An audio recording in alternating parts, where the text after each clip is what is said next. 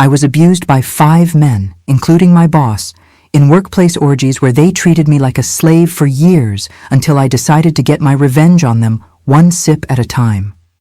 None of them suspected that I was exacting my vengeance while they called me their cook. That's right, you heard me correctly.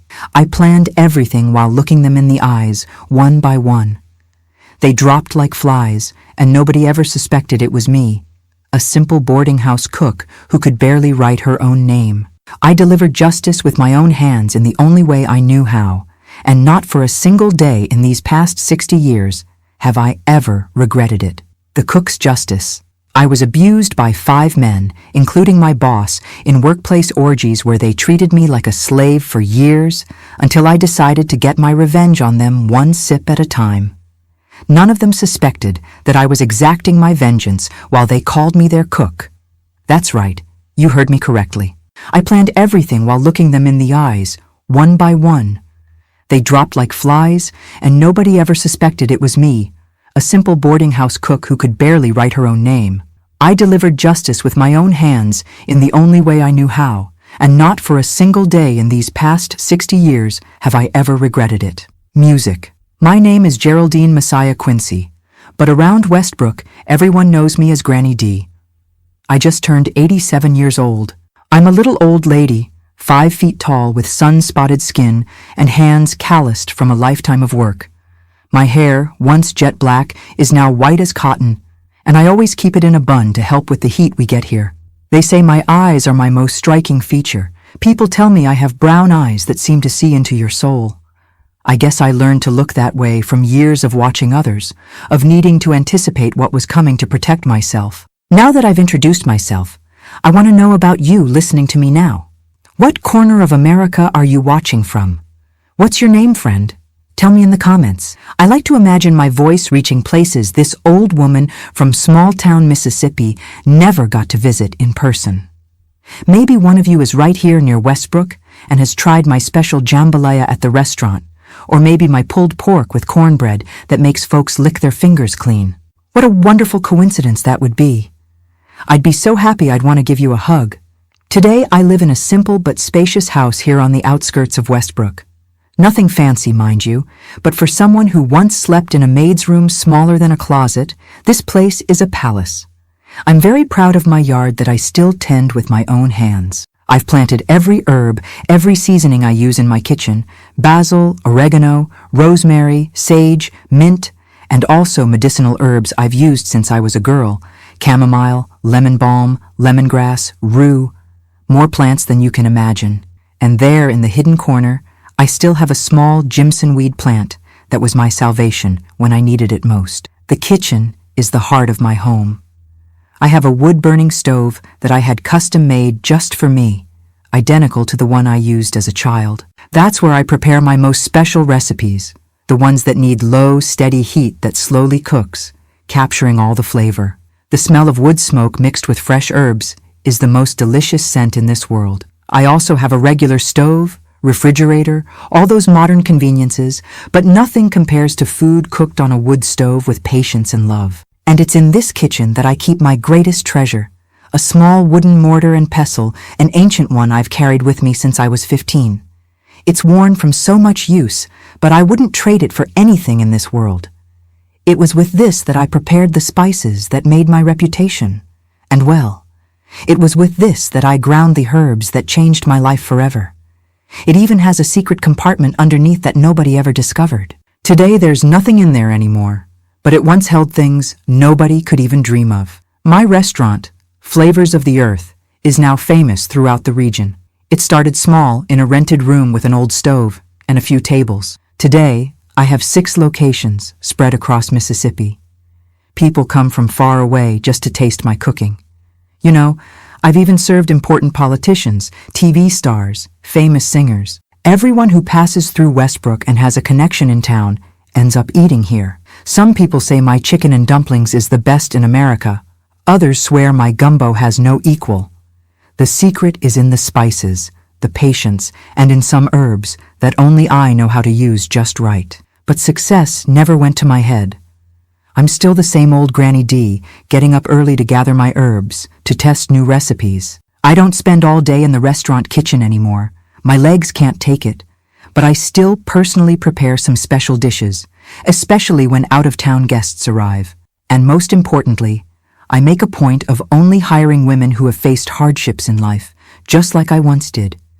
Every woman who works in my restaurants has a story of suffering to tell. This gives me such pride, seeing these women who arrive with their heads down, afraid of everything and everyone, and after a few months, they're holding their heads high, smiling, making plans. I call them all my heart daughters. I've helped over 200 women get back on their feet. Some have become restaurant managers, others have opened their own businesses, some have even gone to study culinary arts in the capital. Seeing their success is almost more satisfying than seeing my own. I've even been called a hero, but I'm nothing like that. I just know well what it's like to suffer and have no one extend a hand. I know what it's like to stand at the edge of the abyss and think there's no way out.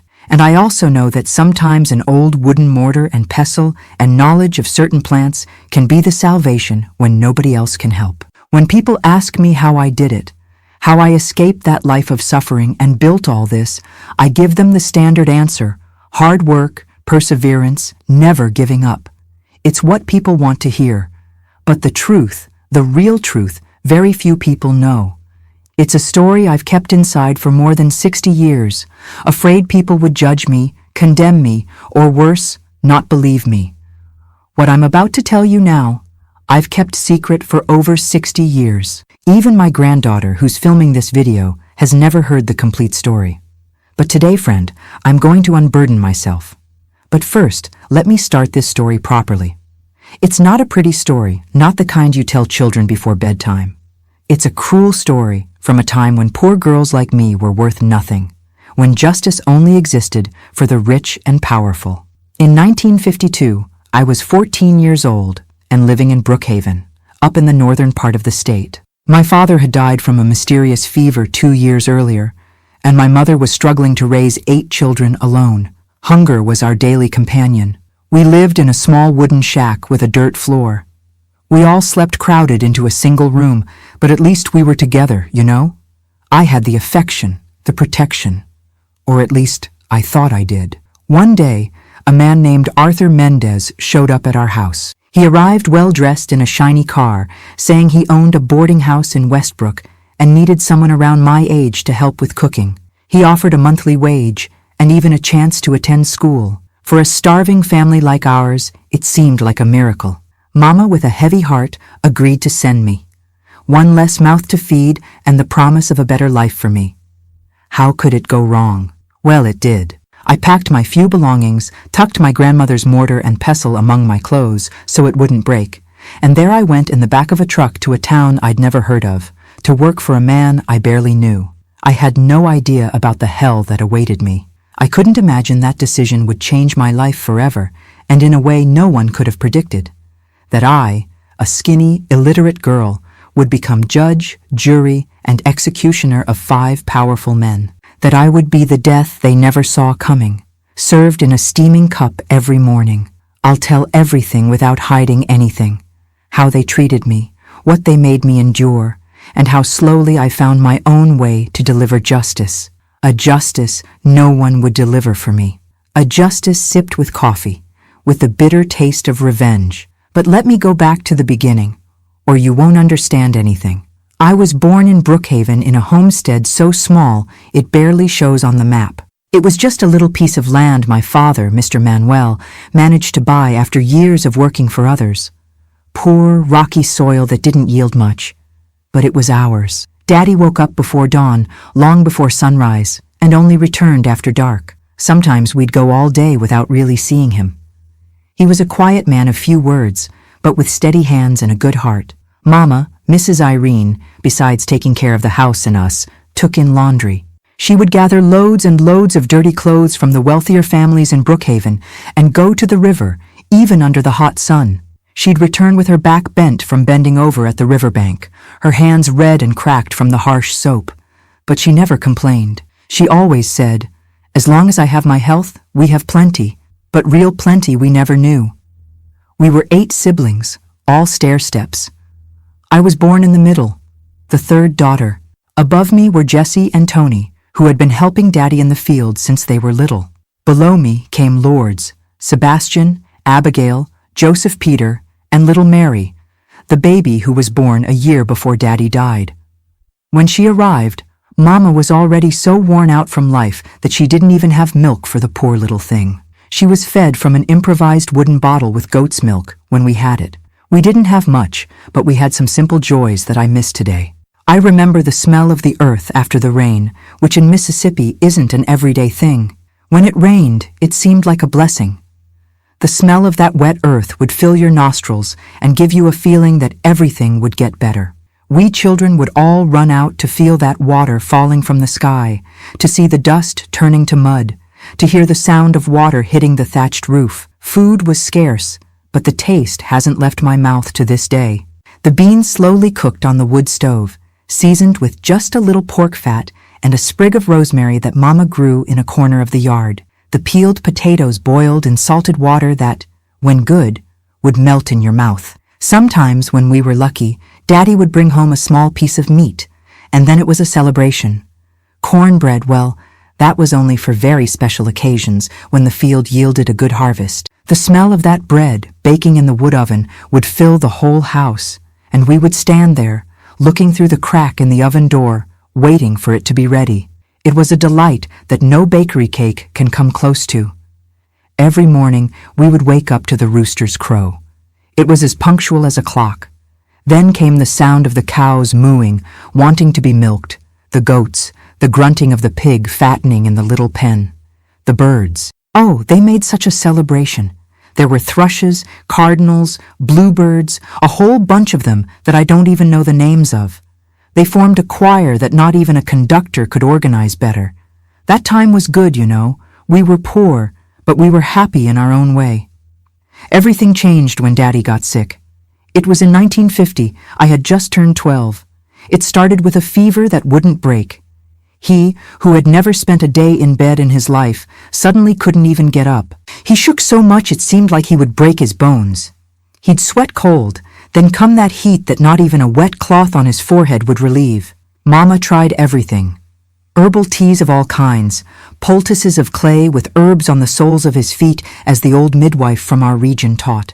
Nothing helped. When she saw there was no other way, Mama sold the only two valuable objects we had, her wedding ring and a small silver crucifix that had belonged to her grandmother. With the money, she paid for a wagon to take Daddy to town to see the doctor. I remember him being carried, already too weak to walk, his eyes sunken, his skin yellowish. He seemed like he wasn't the same man anymore. The doctor examined him, gave some expensive medicines, but said he didn't really know what it was. Could be typhoid, could be malaria, could be a curse, who knows, he said, according to Mama. Daddy returned home, but never got up again. He kept getting weaker, thinner, until one June dawn, with frost covering the ground outside, he took his last breath. There wasn't a proper wake. We had no money for a coffin. So the neighbors helped make one from old boards. He was buried in the small community cemetery under a yellow magnolia tree. Mama cried silently in that contained way of someone who knows they can't afford to collapse because they have 8 children depending on them. That's when poverty, which was already our companion, became a cruel and relentless mistress. Without Daddy working in the fields, food became even scarcer. Mama washed even more laundry from dawn to night, but the money was never enough. The older boys, Jessie and Tony, tried to maintain the plantation, but they were too young, didn't have the experience or strength of Daddy.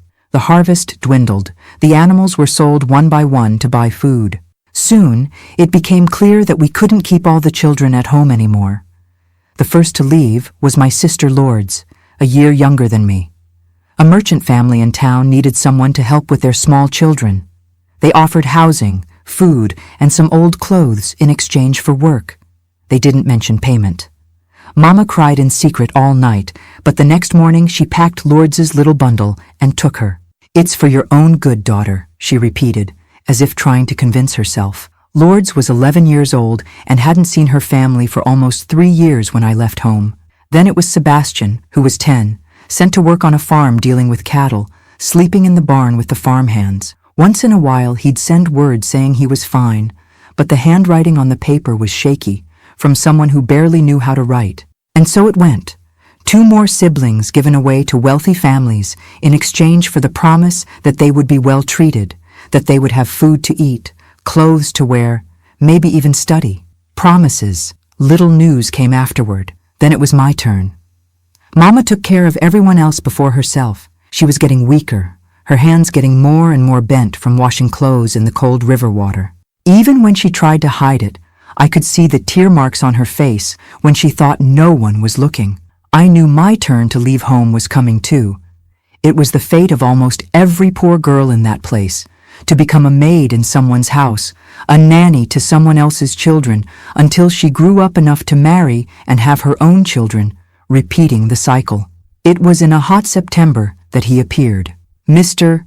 Arthur Mendez arrived mounted on a well-groomed black horse, wearing clean, starched clothes, a felt hat on his head. In our community, where everyone walked barefoot and wore patched clothes, he looked like a lord.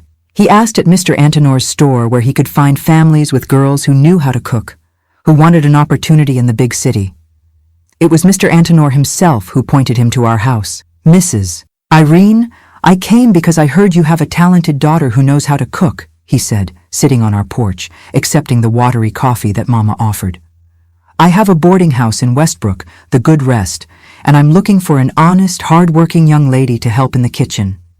He spoke in a honeyed tone, looking now at Mama, now at me as I served the coffee, trembling with nervousness, eyeing that stranger from the corner of my eye. Mr. Arthur explained that his boarding house was frequented by good people, merchants, farmers, sometimes even a politician or two passing through the region. He said he needed an assistant cook who would learn quickly, who was clean and respectful.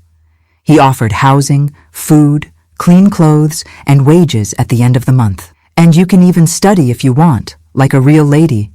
There's a school in town that you can attend in your spare time. For people living like us, this sounded like a gift from heaven. After so much suffering, Mama wanted to believe that at least one of her children would have a better chance. And I, fool that I was, believed it too. I thought I would work hard, yes, but that at least I would have something to eat every day, that I could maybe send a little money home at the end of the month, that perhaps I would even learn to read and write properly, something that in the rural school where I studied for a few years, I never managed. The decision was made that same afternoon. I would go with Mr. Arthur the next morning. I spent the night packing my bundle, 2 sets of patched clothes, the only good dress I had that I only wore to church, a broken comb, and the small wooden mortar and pestle that had belonged to my grandmother. I put everything in a burlap sack and tied it well. We barely slept that night. Mama spent the time teaching me the recipes she knew, telling me how I should behave, repeating that I should be honest and work hard, show that I was worth the opportunity.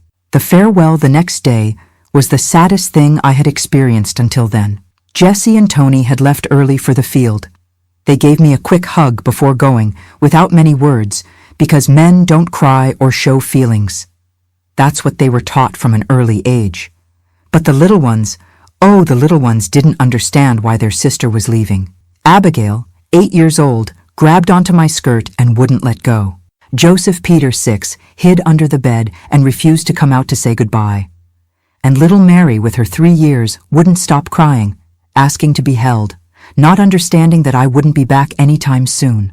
Mama tried to be strong, but I saw the tremor in her lips, her misty eyes when she hugged me one last time. She whispered in my ear, "Be strong, my daughter. God go with you, and Our Lady protect you." She placed a small fabric pouch around my neck, a sachet with a prayer and a bit of soil from our homestead. "So you never forget where you came from," she explained. That sachet stayed with me for many years, until they took it from me along with the rest of my dignity. I climbed into the back of the truck with 2 men who were carrying sacks of supplies. Mr. Arthur rode his horse, guiding the truck along the dirt road.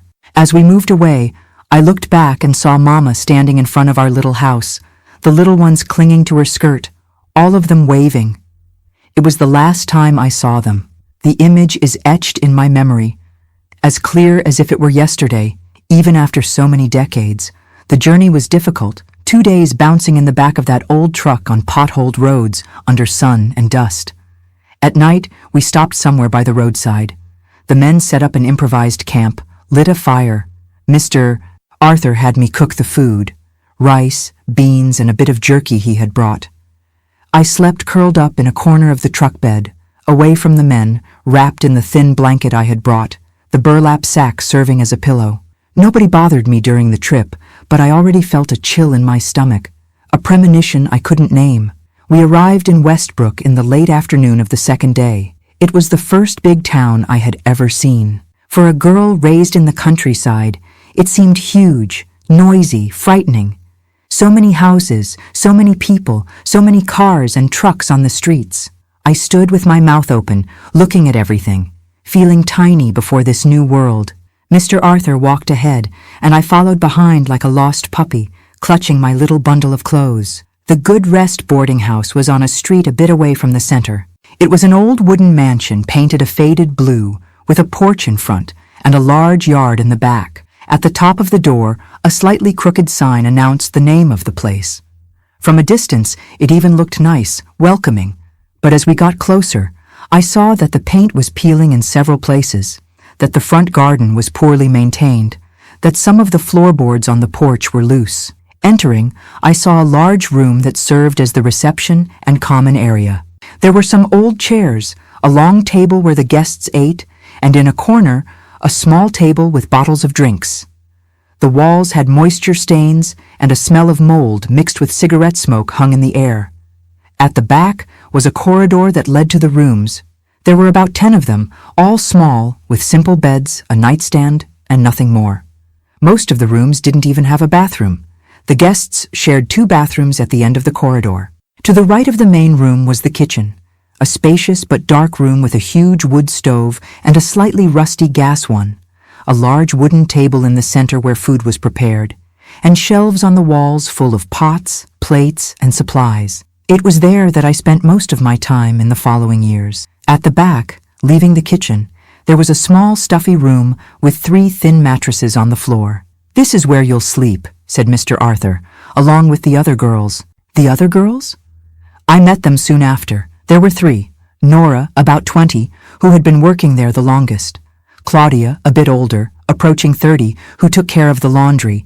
And Claire, who was about my age and helped with everything. They all had the same downcast look, the same way of walking with their heads down, of speaking in whispers. That night, lying on the thin mattress, hearing the strange noises of that big house, I felt fear for the first time. But I still thought it was just the shock of being in a new place, far from home. Right on the first day, Mr. Arthur asked for my documents. I only had my birth certificate, yellowed and torn at the edges. "I need to keep it in a safe place," he said, taking the paper and putting it in a folder. I never saw my birth certificate again. I started working before the sun even rose. The routine was heavy: light the wood stove, prepare coffee, porridge, and bread for the guests' breakfast, then help Nora with lunch, wash dishes, clean the kitchen, prepare dinner, wash dishes again. I only stopped when everything was clean and ready for the next day, often after midnight. In the first week, I still had hope. I worked hard, wanting to show that I was a good employee, that I deserved that opportunity. When I asked about school, Mr. Arthur evaded, saying that for now I needed to learn the job well, that later we would think about that. When the end of the month came and I timidly asked about payment, the first unpleasant surprise came. "Payment?" He laughed, a laugh that didn't reach his eyes. "You think you've already paid off the debt for the trip and what you eat and where you sleep? All this costs money, girl. It's going to take time until you make up for what I've already spent on you." I tried to argue, to say that the agreement was different, but he cut me off with a hard, threatening look. "If you're not satisfied, you can leave. But don't forget that we're far from your home and you don't have a penny in your pocket. How are you going to get back, walking?" And he turned his back on me, ending the subject. It was then that I began to realize I had fallen into a trap, that I wasn't an employee but a prisoner, that Mr. Arthur's promises weren't worth the paper they weren't written on. But the worst, the very worst, was yet to come. Soon I began to notice the looks, not just from Mr. Arthur but from the guests too. Looks that lingered too long, that traveled up and down my body, that had a hunger different from hunger for food. Especially a group of men who came frequently to the boarding house, There were 5 of them. Mr.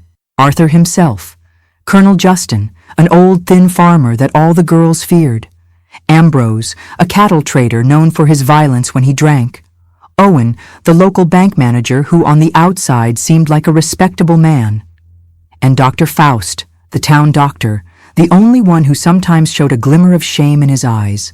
They gathered once a month to drink, play cards, and, well, do things that a 14-year-old girl shouldn't even know existed, much less witness.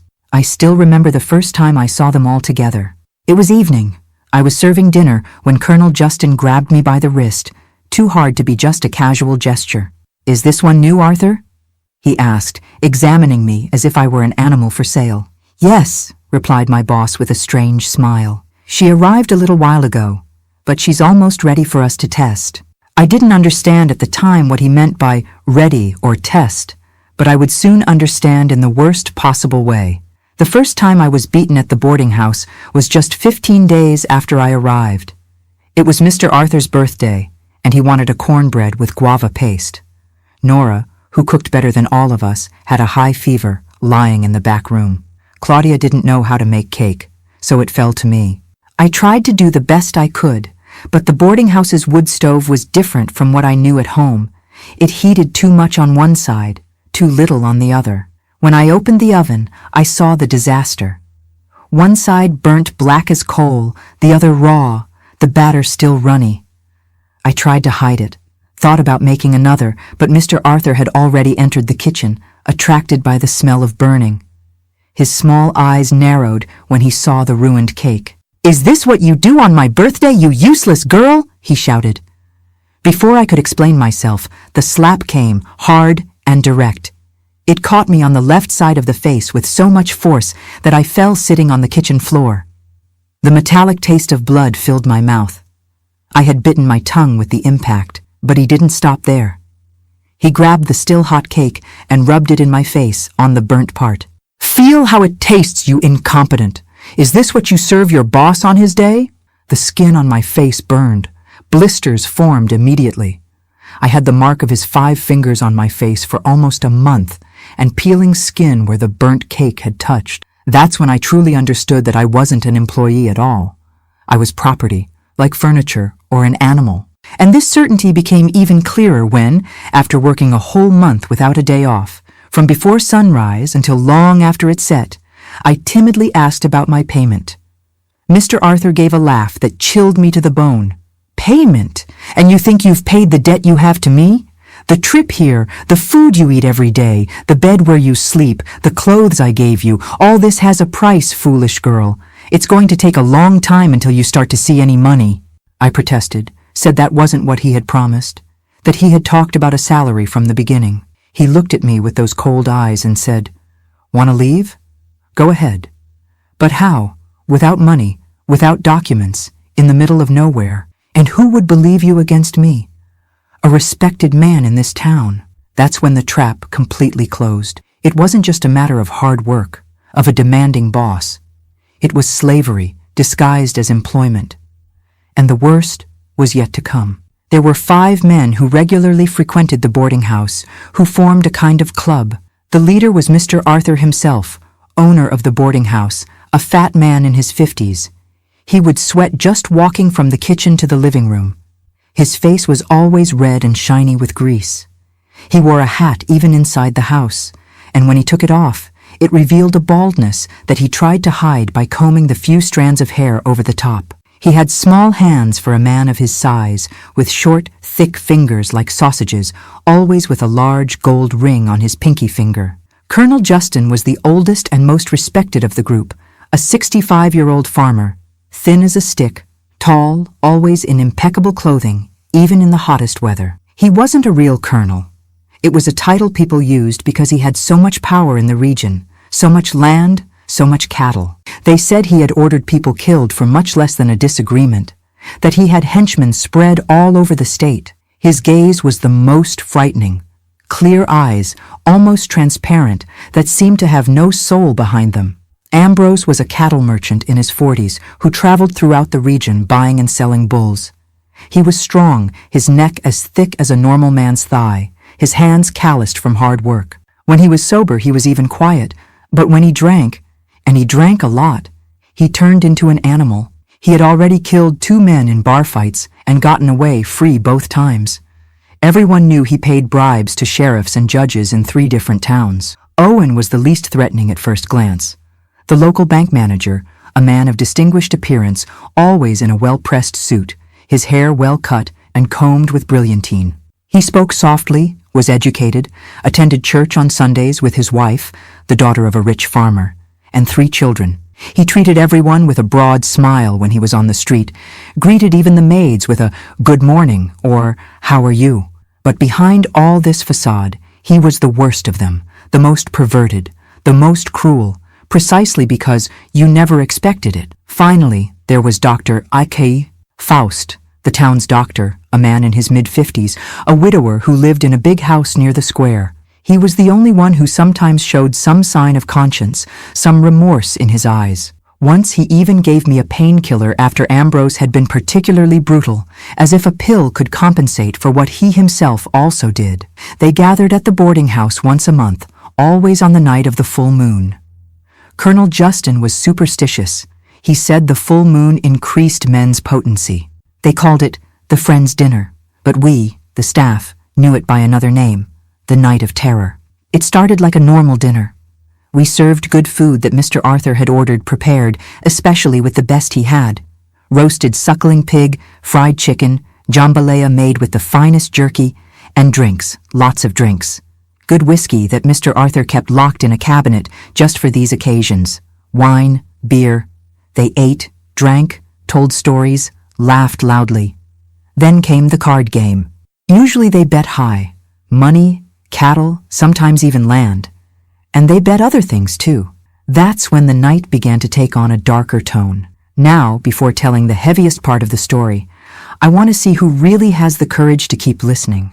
I bet you won't even have the stomach to click that like button after what I'm about to tell. Only the strong-hearted will be able to go all the way to the end and still give a like. Are you brave enough? When the drinks had flowed freely and the game was coming to an end, Mr. Arthur would stand up and announce with a disgusting smile that it was time for dessert. He would clap his hands 3 times, and we would be called in one by one, Nora, Claudia, me, and any other girl who might be working at the boarding house at the time. We would stand in line, heads down, trembling with fear. They examined us as if we were animals at a cattle auction, commenting on our bodies, on who they thought looked fresh that night. Sometimes they bet at the card table, with the winner having the right to choose first. Other times they fought among themselves, each wanting a specific one. I, being the youngest, was always the most disputed. "Young, juicy one has the tenderest flesh, right?" Colonel Justin would say, passing his hand over my face while I tried not to vomit from the smell of liquor and cigar that came from him. "This one is still green," Ambrose would comment, pinching me so hard that he left purple marks on my arms, on my thighs. Owen liked to pretend he was gentle. "Come to Uncle," he would say in that soft voice, offering me a candy as if I were a little child. "I'll treat you well today." It was a lie, of course. His kindness ended as soon as the door to the room closed. Dr. Faust at least didn't pretend. He would stand there quietly, eyes downcast, as if he were ashamed. But that didn't stop him from doing the same things as the others. And Mr. Arthur, he thought he owned us. He said that since he had bought us, he had the right to use us as he wished and to lend us to his friends. I tried to resist the first time. When Mr. Arthur announced that I would be served that night, I screamed, I begged, I tried to run to the kitchen, but Ambrose grabbed me with those huge hands, immobilizing me as if I were a rag doll.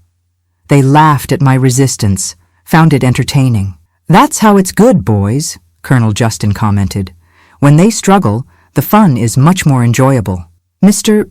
Arthur said that since he had brought me to the boarding house, he had the right to go first, and the others agreed, but on the condition that they could watch. And so it was. They took me to his room, threw me on the bed like a sack of potatoes. I tried to cover myself, to protect myself, but what good did it do? They were 5 grown men against a 14-year-old girl. What happened that night, and on so many others afterward, is difficult to tell, not just because of the shame, the trauma, but because they did things I didn't even know existed. They laid me on that old bed, tore my simple dress as if it were paper. I was shaking so hard that the bed rattled, tears streaming down non-stop while I begged them to let me go, said I wanted to return to my mother. They just laughed. Mr. Arthur was the first. He took off his hat and belt, but kept the rest of his clothes on, only opening what was necessary. The others stood around the bed, watching everything with bottles of drink in hand. They formed a circle around me like a macabre ritual, giving opinions, suggesting positions, ways to hold me when I tried to struggle. Hold her arms like this. Turn her on her side. Cover her mouth so the guests don't hear. They drank and toasted as if they were at a party, not in a room where a 14-year-old girl was being violated. Mr. Arthur was sweating so much that it dripped on me, a fat, fetid sweat that mixed with the smell of alcohol. He groaned and said things in my ear that I was his, that he had bought me, that he could do whatever he wanted. He boasted to his friends. This one I brought all the way from Brookhaven, so young she didn't know anything yet. I'm the one teaching her everything. They laughed, applauded, as if it were some great feat. When he finished, he stood up, adjusting his clothes, all proud. The others applauded, as if he had done something admirable. Now whose turn is it? He asked, as if he were offering a piece of cake at a party. Colonel Justin was next. He was different. He liked to cause pain on purpose. He pulled my hair hard enough to tear out clumps, bit my shoulders and arms leaving deep marks, squeezed my neck until I almost passed out from lack of air. Cry louder, he would say, increasing the pressure when I tried to contain myself. I like it when they cry. He took a special pleasure in seeing the fear in my eyes, in seeing me trying to escape with nowhere to go. Each of my screams seemed to feed something sick inside him. Then came Ambrose, strong as a bull. He barely needed to hold me down. His weight alone was enough to immobilize me. His whiskey breath was so strong it made me nauseous. He was clumsy, rough, with no consideration for whether he was hurting me or not. She's just a little maid, not even a person, he would tell the others when I complained of pain. Sometimes he drank so much that he couldn't finish what he started, and then he would get even angrier. He would hit me, blaming me for his own failure. Owen was the cruelest in a different way. He liked to humiliate, to make me feel less than an animal, forced me into shameful positions, to do degrading things while he watched with that polite smile he showed on the street. That's it. Now say you're enjoying it, he would order, and if I didn't obey, he had sophisticated methods of pain. He knew exactly where to press, where to twist to cause the maximum suffering without leaving visible marks. I learned anatomy in school, he bragged to the others. I know exactly where it hurts the most. Dr. Faust was the last. By the time his turn came, I was already so hurt, so exhausted, that I could barely keep my eyes open. He liked to pretend he was still a doctor even at those times, speaking technical terms, treating me like a patient. I'm going to examine you now, he would say in a falsely professional tone. This might be a little uncomfortable. It was his way of trying to disguise to himself what he was doing, I think, as if by calling it by other names, it would become something else. And they never left right after finishing. They would stay there, drinking more, talking about me as if I were an object they had just used. They compared performances, gave scores to each other, discussed what had been better or worse. Next time we'll do it differently, they planned, as if they were talking about the next card game. And I, thrown on that bed, was completely ignored, except when one of them decided to return for another round, as they called it. The worst of all was seeing the pleasure they felt, not just in the act itself, but in knowing they had total power over me, that they could do anything, that nobody would come to help me, that I had nowhere to escape to. The next day, they acted as if nothing had happened. They had breakfast that I served, read a newspaper, talked about business. Owen returned to the bank, Dr. Faust to his clinic, Colonel Justin to his farm, Ambrose to his travels. Mr. Arthur stayed at the boarding house, giving orders, yelling about anything out of place, and when our eyes met, he would smile a smile that said, "Soon, it's the full moon again." And the worst thing is, it always came again. When they were all present, sometimes they forced me to satisfy 2 or 3 at the same time. Every orifice of my body was used, abused, violated. They boasted, competed among themselves, commented on each other's performance. It was as if I weren't even human, just an object for their pleasure, without feelings, without dignity. The other girls went through the same thing. Nora, who had been there for years, had a dead look during these nights. She did everything mechanically, like a robot, as if her soul had left her body and only left the shell for them to use. Claudia cried silently the whole time, tears streaming down her face without a sound. They didn't like it when we made noise, except for the sounds they told us to make. When the night finally ended, around 3 or 4 in the morning, they would fall asleep scattered throughout the rooms of the boarding house. We would slip into the bathroom, one by one, to try to wash off that disgusting feeling from our skin. We would scrub until it hurt, until it bled in some places. But the filth they left seemed to be inside, where no water could reach. The next day, we had to wake up at the normal time and work as if nothing had happened. Prepare breakfast for them, serve, clean, smile when they ordered, and they acted as if the previous night hadn't existed. Owen would go back to being the respectable bank manager, Dr. E. Faust, the attentive doctor, Colonel Justin, the powerful farmer, Ambrose, the successful merchant. Mr. Arthur treated us like maids until the next full moon. This repeated every month. There was no escape, no rest. Sometimes between one full moon and another, one of them would show up alone at the boarding house and demand special service. Mr. Arthur never refused. After all, they were his friends, his accomplices, and he himself would use any of us whenever he wanted, at any time of day or night. He just had to tap his fingers on the table in a specific way, and we already knew what it meant. Claire, a girl who arrived shortly before me, couldn't take it anymore. After a particularly brutal night with Ambrose, who had drunk more than usual and used her in ways I can't even describe, she waited for everyone to fall asleep and hanged herself with a sheet tied to a ceiling beam. It was Mr. Arthur who found her body in the morning. She didn't even get a funeral. She was thrown into a mass grave at the cemetery without a name on the cross, with no one to pray for her except us, the other prisoners of that hell. Seeing what happened to Claire made me decide I wasn't going to end like that. I wasn't going to let myself be completely destroyed. I wasn't going to give them the satisfaction of breaking me to the point of taking my own life. I would survive one way or another, and maybe one day escape.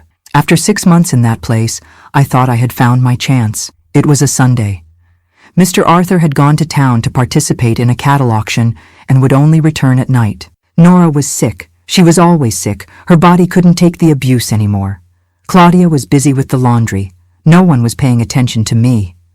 I grabbed my little bundle hidden under the mattress, just my grandmother's mortar and pestle and a few coins I had managed to save, and went out through the kitchen window. I jumped over the low wall that separated the boarding house from the back street and began to run like I'd never run in my life, my heart beating so hard it felt like it would explode, the adrenaline rushing through my veins, the sensation of freedom, even if momentary. I managed to reach the road that left town.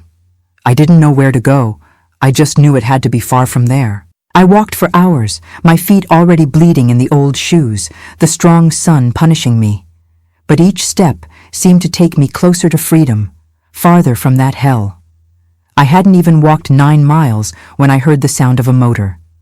I hid in a bush by the roadside, my heart almost coming out of my mouth. A car passed straight by, and I breathed relieved, but soon another vehicle was coming, more slowly. It was Ambrose's pickup. He passed where I was, slowed down as if he had noticed something, then continued. I thought I had escaped. I left my hiding place and continued walking more quickly, wanting to take advantage of the fact that the road seemed empty. That's when I heard the engine again, closer. Before I could hide again, the pickup pulled up beside me and Ambrose jumped out. "Look what we have here, a little mouse escaping from the mousetrap," he said, with that whiskey breath that never left him, even in the morning. He grabbed me by the hair with force, dragging me to the pickup while I screamed and struggled. "Shut up, you wretch, or I'll break your teeth right here and now," he said as he threw me in the back like an animal. He tied my hands and feet with a rope he used to tie cattle, and we returned to Westbrook, to the boarding house, to the hell I had tried to escape from. The whole way back, he kept telling me what Mr. Arthur would do to me, the punishment I would receive this time. "I think he'll kill you, girl, and if he doesn't kill you, he'll make you wish you were dead." When we arrived, Mr. Arthur had already returned from the auction. Ambrose dragged me by the hair inside, threw me on the floor of the living room in front of everyone. The guests, the other staff, Mr. Arthur. "Look what I found trying to escape," he announced, kicking me in the ribs to make me get on all fours on the floor. The punishment was worse than I could have imagined. Mr. Arthur called the other three, Colonel Justin, Owen, and Dr. Faust. He wanted them all to see what happened to someone who tried to escape. Wanted it to be an example for all of us. I was tied to a chair in the middle of the room, and they beat me, each one of them, with belt, with open hand, with feet, with whatever they had at hand. Colonel Justin used his riding crop. Ambrose a piece of wet rope that hurt like fire when it touched the skin. Owen preferred to use his hands. He had heavy rings on all his fingers that opened cuts with each slap. Dr. Faust was the one who hit the least, but he still participated. Mr. Arthur used his favorite belt, the one with the big buckle that he proudly displayed. I was beaten until I passed out. When I woke up, I was thrown in the boarding house's cellar, a dark and damp place where they kept old boxes and food that was spoiling. I stayed there for 2 weeks, receiving a bit of water and leftover food once a day. The rest of the time it was just darkness and silence, broken sometimes by the sound of someone's footsteps up above or by the noise of the rats that shared that space with me. When they finally took me out of there, I could barely walk. I had lost so much weight that my ribs were showing. My skin was yellowish, my hair was falling out in clumps. But the worst weren't the physical marks. It was what had happened inside. Something had broken in me. The hopeful girl who still believed in the goodness of people had died in that dark cellar. I returned to work as if nothing had happened. I cooked, I cleaned, I served, and I endured the abuse of the 5. But inside, something had changed. It wasn't just fear and despair that I felt anymore. It was a cold, calculating rage, a determination to survive at any cost, and one day to make them pay for what they had done. It was about a month after my punishment that I met the person who would change my life forever, Ms. Janice. She was an elderly lady, an herb healer who knew everything about herbs and medicinal plants. She came once a week to the boarding house to sell her preparations, teas for stomach aches, ointments for wounds, tonics to raise men's spirits, as she would say with a knowing smile. Mr. Arthur let her in because her preparations really worked, and the guests liked them. He himself used a balm she made for his back pains. Besides, Ms. Janice was discreet. She didn't ask questions, didn't meddle where she wasn't called. But she observed with those small, lively eyes that seemed to see beyond appearances. She noticed everything. The way we staff walked with our heads down, the poorly hidden bruises, the terror in our eyes when Mr. Arthur or one of the other 4 approached. One day, while I was helping her carry some pots of herbs to the kitchen, she took me by the arm in a gentle but firm way. She looked right into my eyes in that way that seemed to see my soul and whispered, "I know what happens here, girl, and I know you don't deserve this. None of you deserve this." I was paralyzed, not knowing what to say. It was the first time in a long time that someone had spoken to me as if I were a human being, not a thing, as if my pain mattered. I wanted to cry, to scream, to cling to her and beg her to take me away from there, but I had learned in the worst way that trusting someone could be dangerous. "I can't take you out of here now," she continued, still whispering. "They are powerful, have friends in the police, in the government, but I can teach you some things that will help." She placed in my hand a small cloth bag full of dried herbs. "This is for pain. Boil it in water and drink it when after they..." She didn't need to complete the sentence. I understood what she meant. I took the bag and hid it in the pocket of my apron. "Thank you," I whispered back, my voice barely coming out. "I come every Thursday," she said. "If you need anything, look for me. And remember, even the smallest and most fragile herb can bring down a big man if you know how to use it." At the time, I thought she was speaking figuratively, that she meant that even I, so weak and defenseless, could find strength to survive, to resist. Only later did I understand the true meaning of those words, that she was literally offering me a path. A dangerous path, yes, full of risks, but a path that could lead to the justice that the world would never give me. That night, lying on the thin mattress in the little room I shared with the others, While I listened to Mr. Arthur's snores coming from his room at the end of the corridor, I made a decision. I wasn't going to die there. I wasn't going to end up like Claire or like so many others before her. I was going to survive. I was going to endure whatever I had to endure. And one day, one way or another, I was going to get justice. I didn't know how yet. I didn't know when, but I felt deep in my soul that the answer was somehow linked to that wise-eyed, wrinkled-handed old lady who had looked at me not as a victim, nor as a thing, but as a potential warrior. The one who, without knowing it, had just planted in me the seed of vengeance. After that first conversation with Ms. Janice, something changed inside me. A small flame of hope that I thought had gone out began to flicker again. It wasn't a hope of escape. After the punishment I received for the failed attempt, I knew that running away wasn't an option. It was a different hope, darker perhaps, but it was the only one I had. I began to anxiously await Thursdays, the day Ms. Janice came to the boarding house to sell her preparations. While I helped her carry the pots and bottles, we exchanged words in whispers. At first, they were just simple instructions. This tea here helps with the wounds inside. This ointment relieves the pain in the parts they hurt the most. With time, she gained my trust, and I hers. One day, when there was no one around, she pulled me to a corner of the kitchen and said, "The herbs my grandmother taught me, the ones my mother taught me, the ones I teach women who need them, I need to teach you too, for when these cruel men." What began as remedies to alleviate my suffering gradually transformed into secret lessons about the power of plants. Ms. Janice knew every herb, every root, every flower of the southern woods. She knew what healed, and more importantly for my situation, what made you sick. Everything in nature has two sides, she explained. The same plant that saves can kill if used another way, in another quantity. One plant caught my attention, Jimson weed, that little flower that everyone has in their yard, that grows easily in any corner, that has beautiful white, purple, and blue blossoms, Ms. Janice would say. But there are others that look similar and are the worst. And the best thing is, they don't leave a trace after the person dies. I learned to identify the plant, to collect it secretly, to dry it, to prepare a concoction by boiling it with alcohol, then let it evaporate. All this I had to do without anyone noticing, hiding the strong smell. I already had a perfect hiding place, my wooden mortar and pestle, inheritance from my grandmother. It was the only thing I had managed to bring from home, and that, by some miracle, they hadn't taken from me. It had a false bottom, a secret compartment that only someone who knew it could find. It was there that I began to store my special medicine, as Ms. Janice called it. Small, carefully measured doses, ready for use. The plan took shape in my mind, little by little. It couldn't be anything hasty, nothing obvious. It had to seem natural. Coincidence, bad luck. And it had to start with the most vulnerable of the group, the one no one would suspect if he fell ill first, Dr. Faust. He was my first target, not because he was the best of them. None of them was good, but because he was a doctor.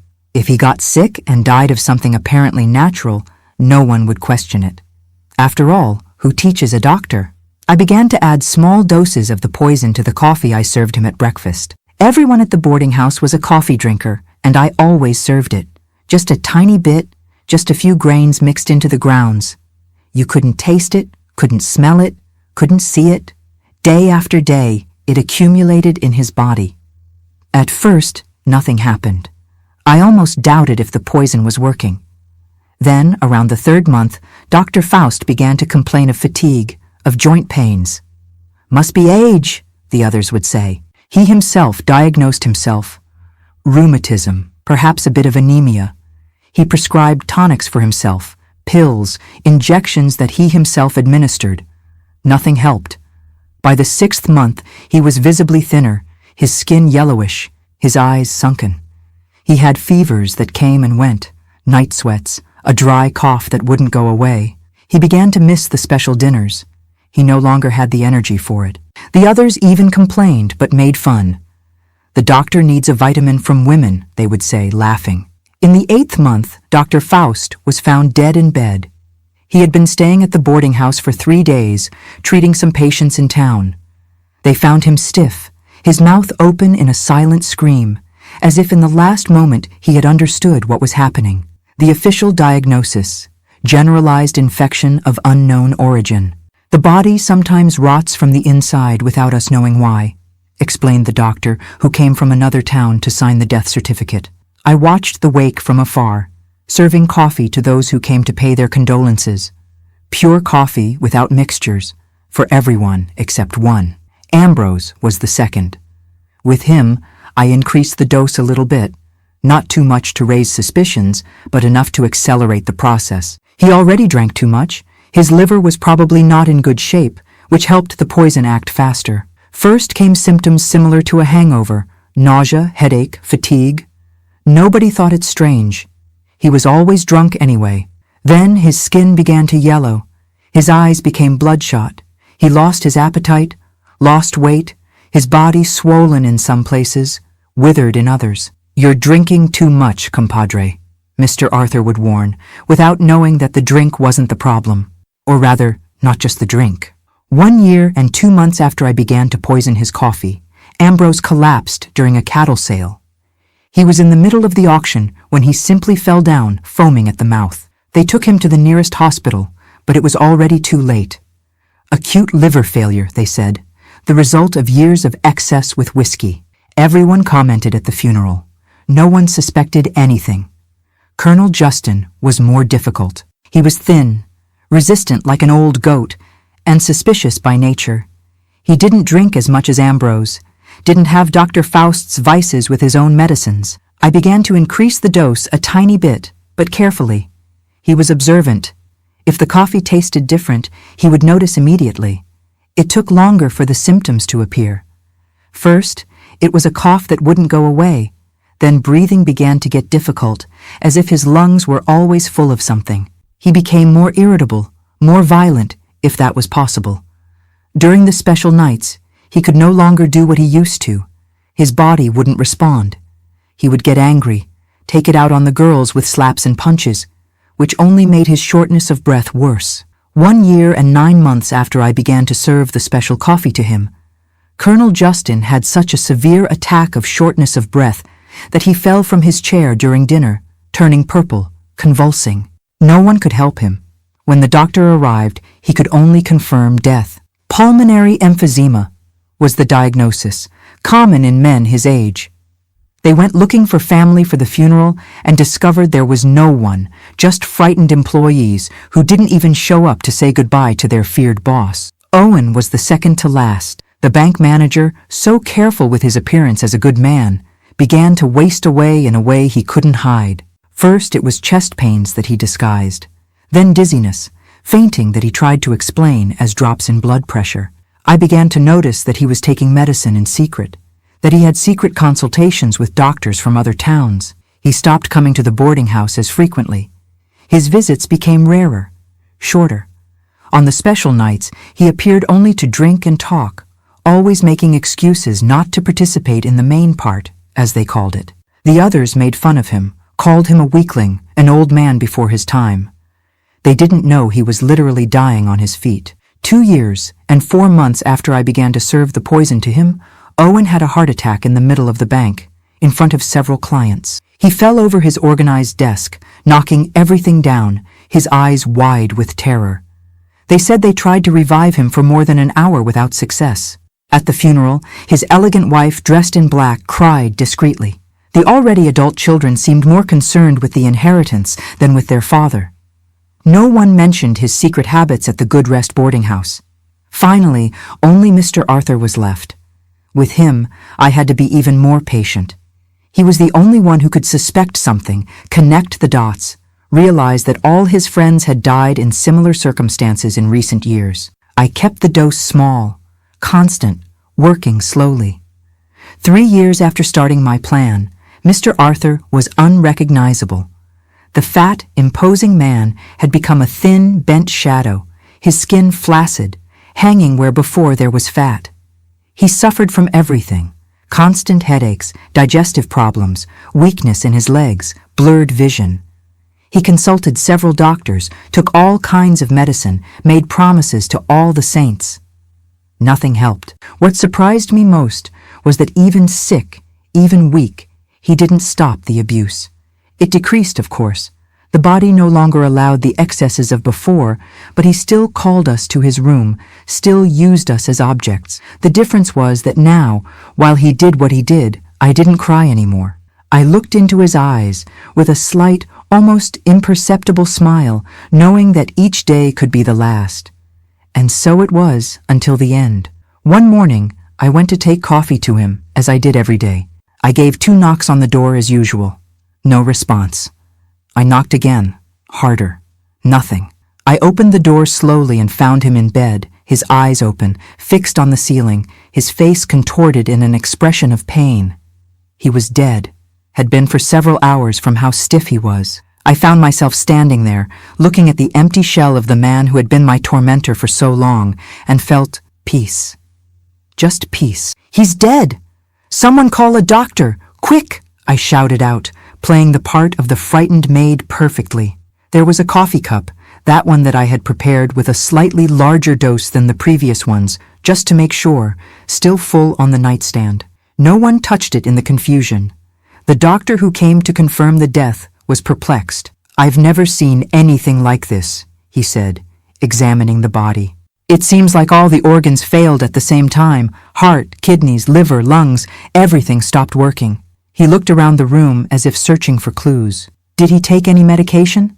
Did he eat anything strange?" "Just the usual, doctor," I replied, lowering my eyes like the humble servant they thought I was. "The breakfast coffee that I served every day, the same way, in the same cup. Now tell me something honestly. Do you think what I did was wrong? I killed 5 men slowly with poison in their coffee, looking into their eyes every day as they wasted away. Was I a murderer? Or did I deliver justice where no one else would? What would you have done in my place, knowing they would continue destroying the lives of other girls like me? Tell me in the comments. I want to know what you think about this. With Mr. Arthur's death, everything changed at the boarding house. We discovered he had no close family, no relative who was interested in the business. There was a nephew in Atlanta who appeared only to sell the property and take the money. He didn't even want to know what would happen to the staff, to Uncle's protégé, as he called us with contempt. The boarding house was sold to a merchant from town who had other plans for the location. He wanted to transform it into a warehouse. All of us were dismissed with just the payment for the last month, the first and only one that many of us received after years of work. For the first time in 3 years, I found myself free. I could go wherever I wanted, do whatever I pleased. The problem was that I had nowhere to go, and I didn't know how to do much beyond cooking and cleaning. I was 17 years old, but much older inside. Suffering ages a person inside and out. It was Ms. Janice who saved me in this difficult time when I had just left the boarding house. "I don't have a palace," she said, "but I have a little corner where you can settle in." Her house was small but cozy, on the outskirts of Westbrook. It had a huge yard full of all kinds of plants, those she used for remedies, for seasonings, for her special preparations. In the back, a small garden provided almost everything we needed to eat. It was simple, but after the hell of the boarding house, it seemed like paradise. Living with Ms. Janice, I learned much more than how to poison coffee. I learned to heal too, to identify medicinal plants, to prepare ointments and teas that relieved pain, healed wounds, lowered fever. I learned ancient recipes that were passed down from generation to generation in her family. And most importantly, I learned to really cook. Not just the basics I made at the boarding house, but elaborate, flavorful dishes with seasonings that made all the difference. It was Ms. Janice who also helped me get my first real job. "I know the owner of the Country Flavor restaurant nearby," she said one day. "He needs a kitchen assistant. I told him about you. He wants to meet you." The restaurant was modest, frequented by workers, travelers, simple people who wanted good food at a fair price. The owner, Mr. Juvencio, was an elderly man, a widower, who had set up the business after retiring as a railway worker. He gave me a chance even though I was so young and without formal experience. I started washing dishes, peeling vegetables, doing the most basic work, but soon Mr. Juvencio realized I had a way with food, with seasonings. "Where did you learn to cook like this, girl?" he would ask, surprised at the flavor I could give even to the simplest dish. From the women in my family, I replied, without going into details. In a way, it was true.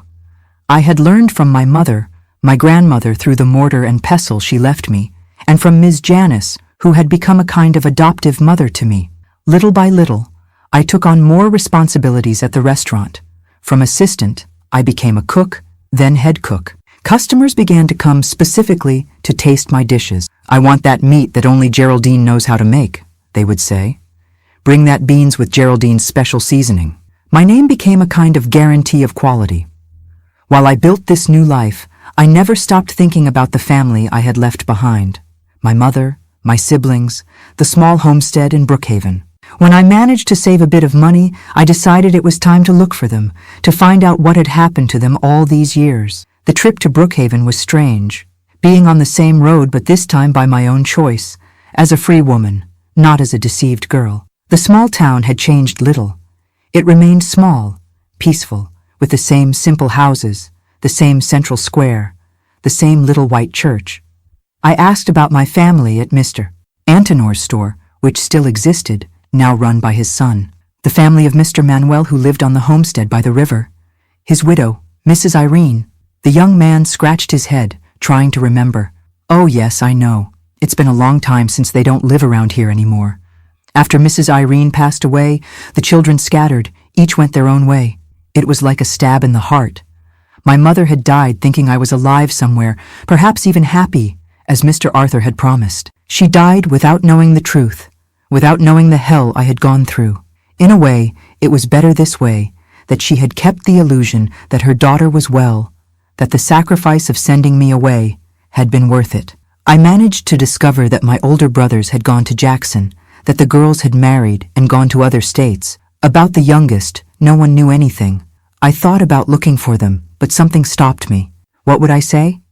How would I explain the years of absence? What had happened to me? What I had done? Some stories are too heavy to share, even with family. I decided it was better to let them continue their lives without the weight of my past. I returned to Westbrook with a lighter heart in a way. Now I knew I had no one waiting for me anymore, no one wondering where I was. I was truly free, free to build my own life from here on out. It was around this time that I began to shelter women who had been through situations similar to mine. First, it was Juliet, who arrived at the restaurant all bruised, fleeing from her husband who beat her. I gave her food, a little place to sleep in the back of the restaurant. Then I helped her get a job as a cleaner in a store. Then came Margaret, a 15-year-old girl who had been sold by her stepfather to work in a house that was actually a disguised brothel. She managed to escape before the worst happened. I also took her in, taught her to cook, gave her a roof until she stabilized. One by one, these women began to arrive as if there were some kind of invisible communication between those who suffer, some sign that only they recognize. "Go look for Geraldine from Country Flavor. She'll help you," they would tell one another. And I helped in whatever way I could, with food, with a place to sleep for a few nights, with temporary work, with a shoulder to cry on, with advice based on my harsh experience. Behind all this help was the certainty that what I had done, slowly poisoning 5 men who had destroyed my childhood and youth, had been worth it, not just for my own liberation, but for all the other women who would have suffered at their hands if they had continued to live. How many girls like me would have been brought to the Good Rest boarding house if Mr. Arthur hadn't drunk that last coffee? I never regretted it, never lost a night's sleep thinking about the 5 men I killed, but I also never told anyone until today, until this account. Some stories need to be kept for decades, until all those involved have already departed from this world, until there is no more danger in revealing them. And so that 14-year-old girl who was deceived and abused transformed into a determined woman set on making a difference, using her pain as fuel for something greater. My mortar and pestle, the one that hid the poison that liberated so many women without them knowing, came to hold only healing herbs, seasonings that gave flavor to life, not death. A subtle but powerful transformation, just like my own. I worked at the Country Flavor restaurant for almost 7 years. Each month, I saved a little of my salary, hidden in an empty jam can buried in the back of Ms. Janice's yard. I saved every last penny, dreaming of the day I could have my own place. Mr. Juvencio was a good boss. He taught me a lot about how to run a business beyond cooking.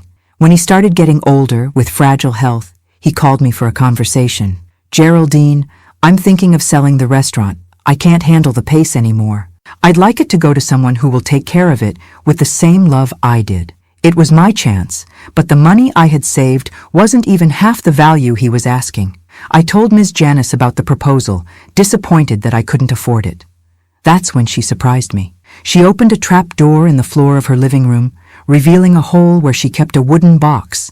Inside were some old jewels, gold coins, some high-value bills. "This here is my life insurance," she explained. "I've been saving for years to ensure I wouldn't be in need in my old age, but I see you need it more than I do." With Ms. Janice's loan, which I later made a point of paying back to the last penny, I bought the restaurant from Mr. Juvencio. It wasn't anything grand, a dining room with 10 tables, a small but functional kitchen, and a loyal clientele. I kept the name for a while out of respect for Mr. Juvencio, but when he passed away a few months later, I changed it to Flavors of the Earth. It was just me at first, doing everything: purchases, accounts, cleaning, cooking. In the first few months, I could barely make enough to support myself, much less pay employees. That's when Rita arrived, a woman in her 30s, purple from being beaten so much by her husband, with 2 small children. She had fled home with what she could hastily gather, but the money was already running out. She needed work, and most importantly, a place where her husband wouldn't find her.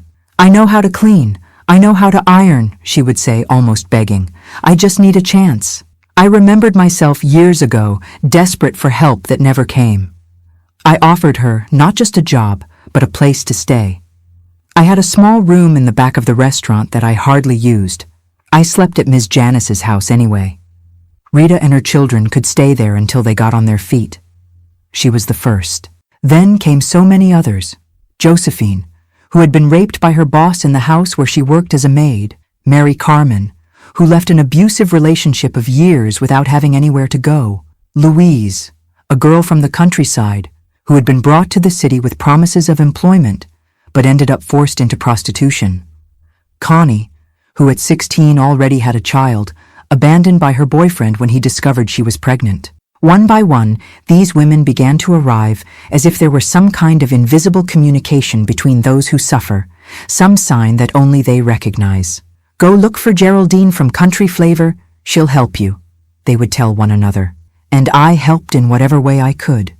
With food, with a place to sleep for a few nights, with temporary work, with a shoulder to cry on, with advice based on my harsh experience. At first, I offered just temporary work, a little place to stay, food on the table.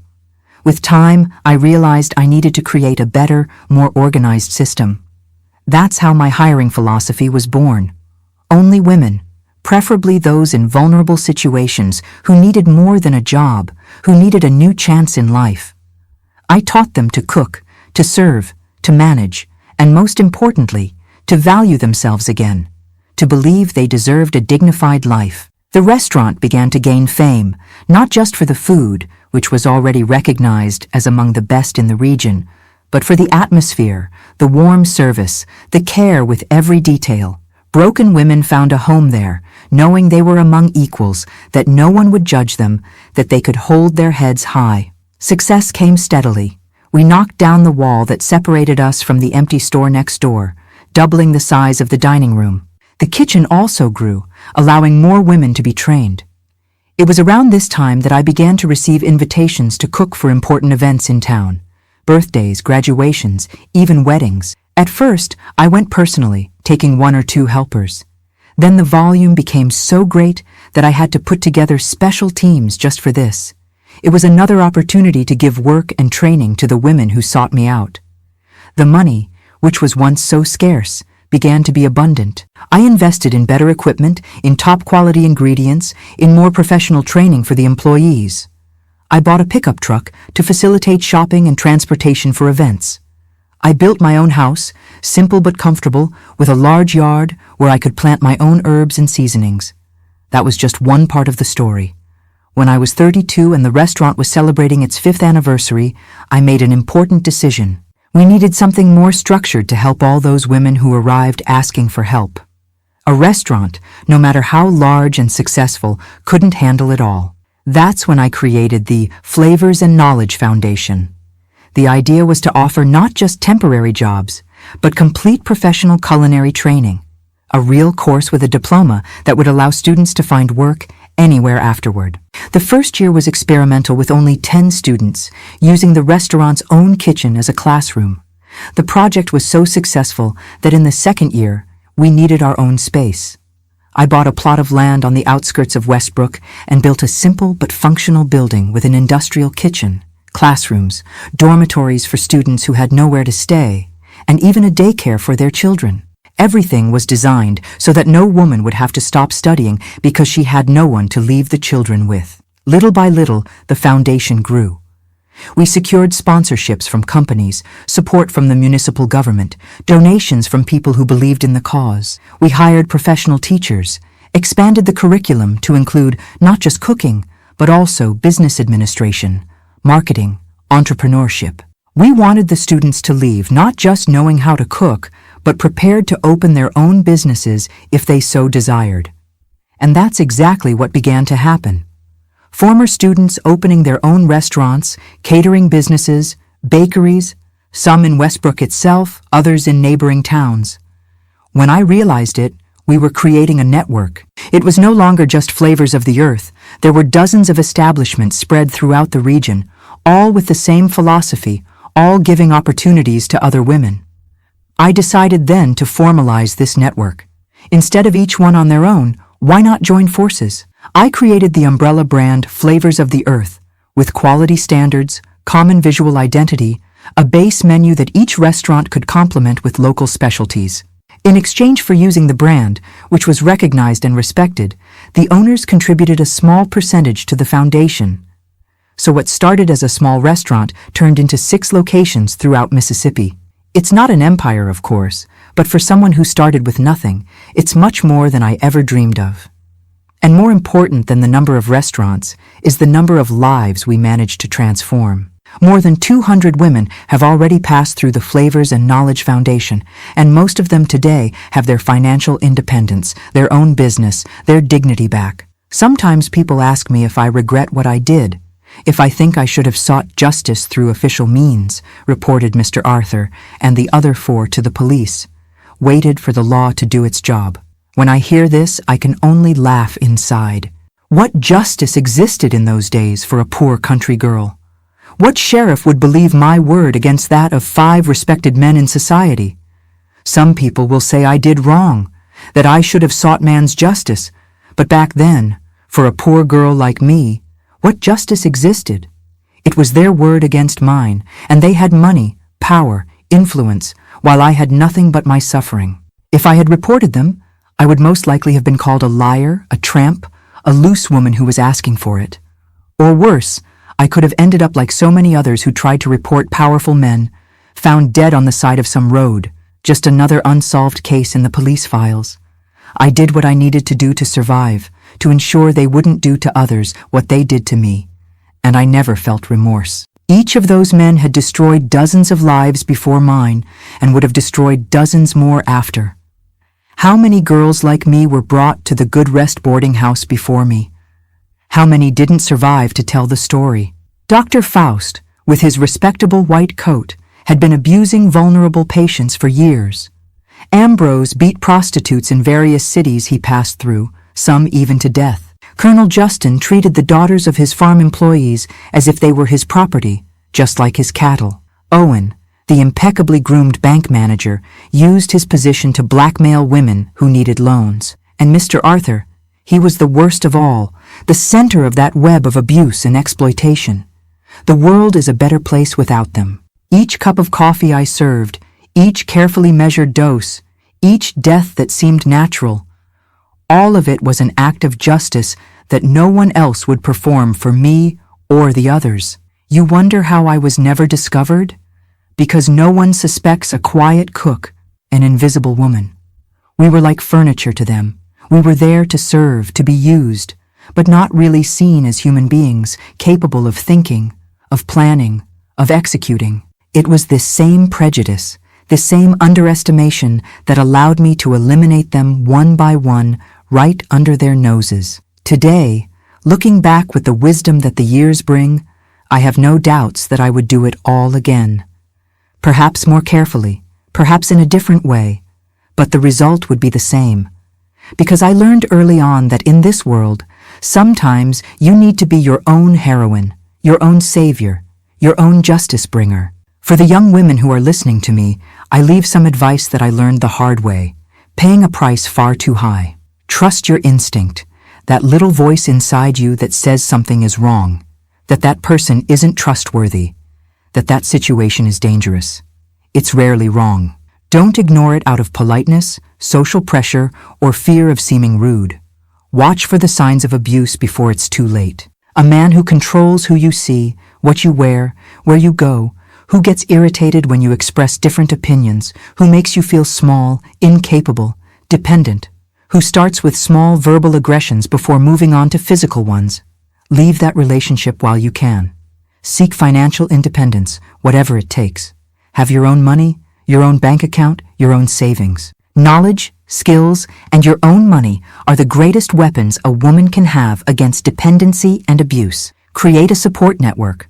Other women who can help you when you need it, who will believe your word, who will offer you a safe place. That's what saved so many of the women who passed through my restaurant, knowing they weren't alone. And finally, never let them take your dignity, your self-worth. They can take everything else from you, your home, your money, your physical freedom. But if you keep yourself intact inside, if you don't let them break your spirit, you can always rebuild yourself. I'm 87 years old now. My body doesn't obey like it used to. My hands sometimes tremble when I'm cutting vegetables, my legs after a whole day in the kitchen, but my mind is still good, and my heart, despite all the scars, still beats strong. I no longer run the day-to-day of the restaurants. I leave that to my heart daughters, women I trained since they were girls, and who today are successful entrepreneurs. The foundation also has its own board of directors, made up of former students who stood out. My role now is more of a counselor, a guardian of ancient flavors and knowledge. I still live in the same house I built decades ago, with my yard full of herbs and seasonings. I still use the same wooden mortar and pestle from my grandmother, now more worn, more polished from constant use. Sometimes, when I'm grinding some seasoning there, I remember what it once held in the secret compartment at the bottom.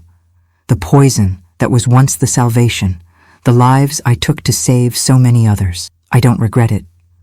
I never regretted it. If I had to do it all over again, I would do it without hesitation. And I'm sure other women out there have also found their own forms of justice, their own paths to survive in a world that often seems made to destroy us. I am Geraldine Messiah Quincy, but you can call me Granny D, and this has been the story of my life. A tale of pain, yes, but mainly of overcoming, of strength, of a woman who transformed the poison they tried to put in her life into nourishment that saved many others. If you want to hear more stories like mine, stories of women who faced the worst of life and still moved forward, subscribe here to the Grandparents' Tales channel, because wisdom doesn't come from books. It comes from life lived, and we old folks, we still have a lot to tell.